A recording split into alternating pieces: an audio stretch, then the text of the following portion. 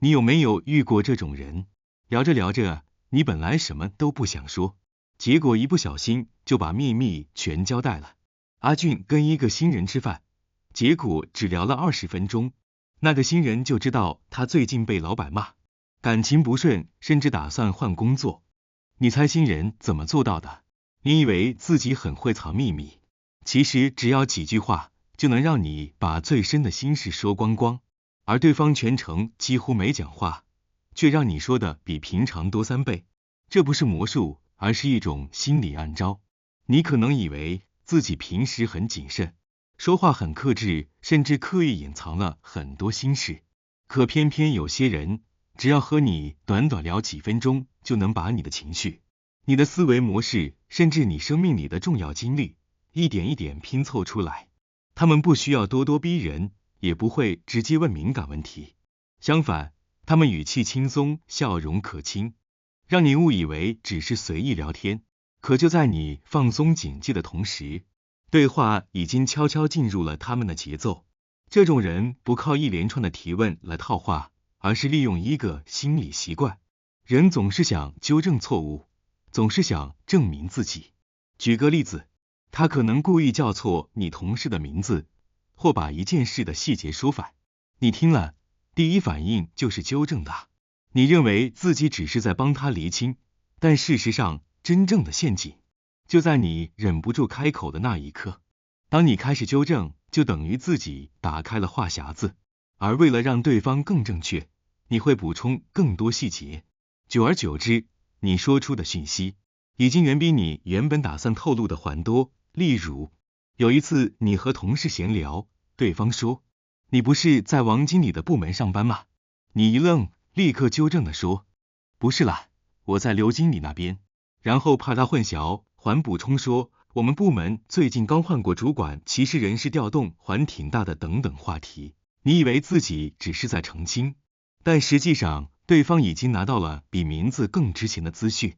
你部门动荡，领导换人，你可能心里也有不安，还有时候他会故意反助说你刚经历挫折，他却偏偏说你最近看起来轻松的不得了啊。你刚和朋友吵过架，他却说你应该是个很会处理关系的人吧。这些看似随口的假设，往往能直击你的情绪痛点，因为人天生抗拒被误解。只要对方说了不正确的假设，你一定会迫不及待的澄清解释，而这些澄清就是你最真实的底牌。小泉刚被主管骂过，心情低落，阿豪却偏偏说你跟主管关系这么好，应该过得挺轻松吧。小泉立刻反驳，哪有，我今天才被骂得很惨。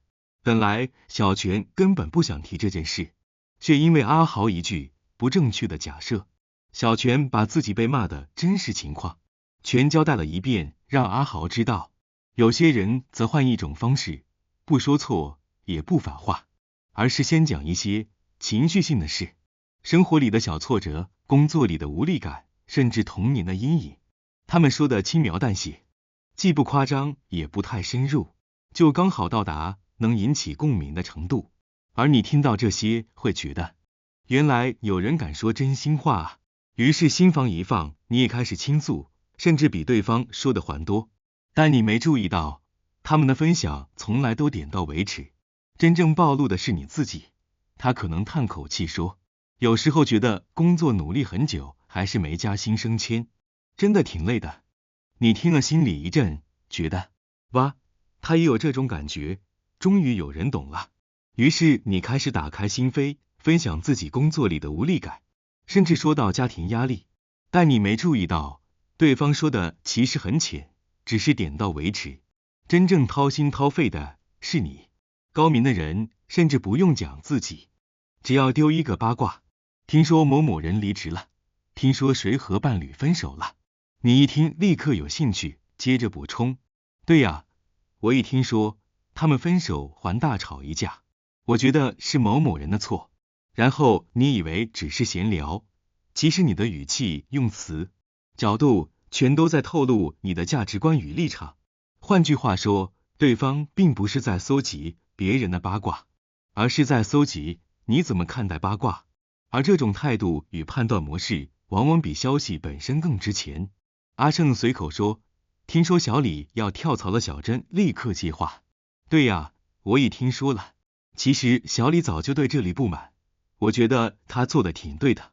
看似在聊别人，但小珍的语气、立场、态度，全都透露了小珍怎么看待职场，甚至小珍自己是不是也在考虑离职。阿胜要的根本不是八卦，而是小珍的思考方式。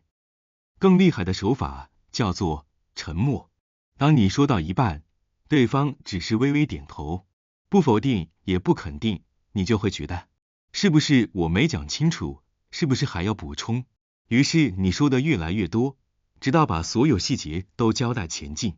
整场下来，你以为自己很主动，主动说，主动聊，主动掏心，但实际上对方只是在给你一个空间，让你自己把真相送上门。这才是真正可怕的地方，不是他们太会问，而是我们太怕沉默，太渴望被理解，太想证明自己没被看错。而这些正是人性最容易被利用的弱点。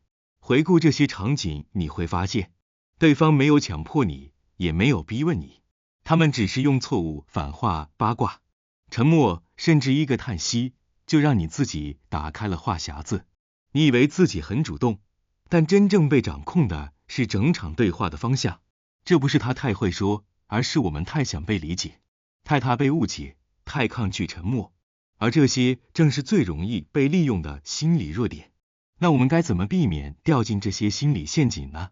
一、保持停顿，别急着纠正，也别急着补充。二、回答简短，只答重点，不额外提供细节。三、模糊带过。对敏感问题，可以用差不多啦，还行吧，淡化处理。四、观察节奏。如果对方一直不断让你说，而他自己说的很少，那你要小心了。所以下次再有人随口说错一句话，或突然沉默时，你要小心了，因为真正的陷阱可能才刚开始。很多时候不是对方懂你，而是你自己因为心理暗示说的比想象中还多。真正危险的不是别人问了什么，而是你忍不住解释，忍不住补充，忍不住敞开心扉。记住一句话，守住沉默才是你最强大的底牌。你以为自己在主导对话，但其实真正被掌控的人可能是你。你有没有遇过这种人？聊完之后才发现自己什么都讲出来了，